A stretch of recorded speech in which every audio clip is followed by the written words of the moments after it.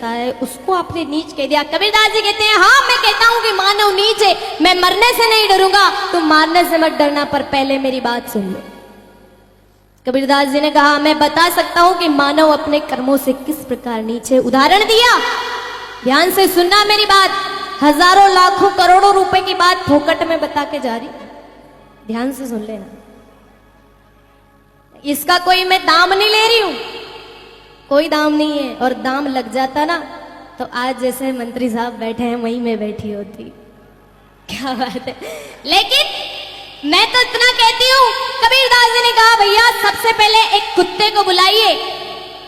जैसे ही कुत्ते को बुलाया और कहा कि एक थाली में केले, नारंगी, अंगूर, सेव फल, जितने भी फल हैं इस कुत्ते के सामने रख दो।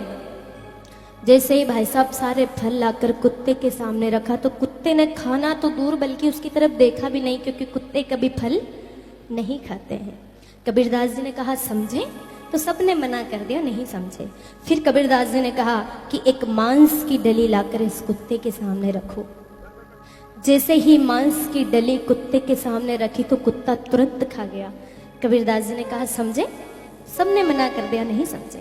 तो कबीरदास जी महाराज कहते हैं कि जाओ, जब गांव में मंदिरों में संध्या के समय आरती होती है, झालरें बजती है, तब ये कुत्ते जोर जोर से चीखते हैं, चिल्लाते हैं। ये कुत्ते जोर जोर से चीखते हैं, चिल्लाते हैं, भगवान से हाथ जोड़ करके प्रार्थना करते हैं कि हे भगवान इन मनुष्यों को तो कुत्ता बनाकर हम कुत्तों को मनुष्य बना दे, क्योंकि इन मनुष्यों का तो भोजन हमने शुरू नहीं करा पर मनुष्यों ने हमारा भोजन शुरू कर दिया।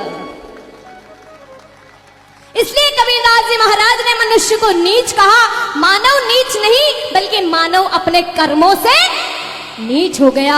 भगवान ने खाने पीने के लिए दुनिया भर की चीजें बनाई, लेकिन भगवान कहता है मैंने तेरे लिए काजू बादाम दुनिया की चीजें बनाई, तू नहीं खाए तो मैं क्या करूं, और नाली में गिर जाए तो फिर। भगवान शंकर के नाम पर लोग भांग पीते। अरे मैं कहती हूं कि भगवान कृष्ण ने जो किया वो करके तो दिखा। मेरे भगवान कहते हैं कि एक बार मेरे नाम का खर्च करके तो देख, कुबेर के भंडार नहीं भर दूं तो कहना, और एक बार मेरी तरफ कदम बढ़ा कर तो देख, खुद को अपने गले नहीं लगा लूं तो कह देंगे।